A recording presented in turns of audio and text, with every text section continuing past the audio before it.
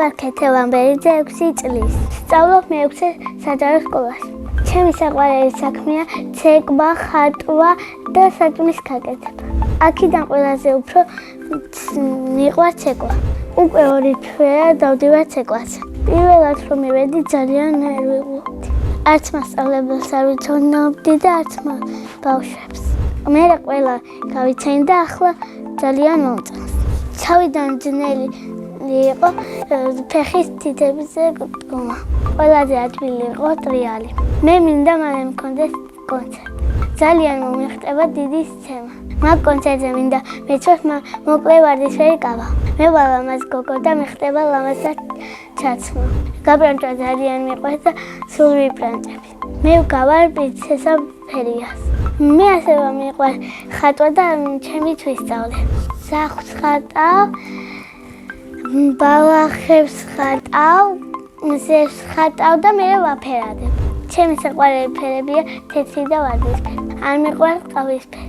მე ვაპირებ რომ შევაგროვო ჩემი ნახატები. ჯერ არ ამიგროვებია, მაგრამ ეხლა დავიწყებ აგროვებას. ყველაზე ხშირად ნახატებს ჩუქნი დედიგოს. მეც მიყვარს რომ საჩუქრებს ჩუქლიან. თოლის ბაბუა სულ მოაქვს საჩუქრები.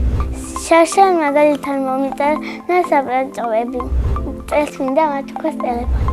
ჩემი აზრით თოლის ბაბუა არის 65 წლის. მისი ნამდვილი სახელია ჯემალი. ჩემი სკოლა ძალიან მიყვარს, იმიტომ რომ ყავს კარგი კლასელები და მასწავლებელი. ჩემი საყვარელი საგანი არის ქართული. საყვარელი მასწავლებელი არის ნაცია ნაგაშიძე. იმიტომ მიყვარს რომ ლამაზია და მეხუტება. რომ გავიზრდები მინდა გამოვიდე მოდელი. ბავშვობაში მინდა და გამოცდილიყავი ექიმი. ახლა მინდა ვიყო ვაწლის, იმიტომ რომ დიდი ვიქნები და ჩავა მაღაზიებში, ყველგან ჩავალ, ეზოშიც ჩავალ ყველგან. სახლში ვცხოვრობ მე, დედა, მამა და ჩემი 2 და.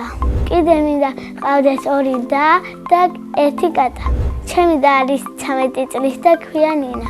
ის არის ტყვიანი და ლამაზი გოგო. ნინა ალბათ გამოვა ხატვარი. მეორე და არის 12 წლის და ქვია ბარბარე. ბარბი არის 7 და ბრანჭია. მამიკო არის სიმპათიური და ვასკაცი.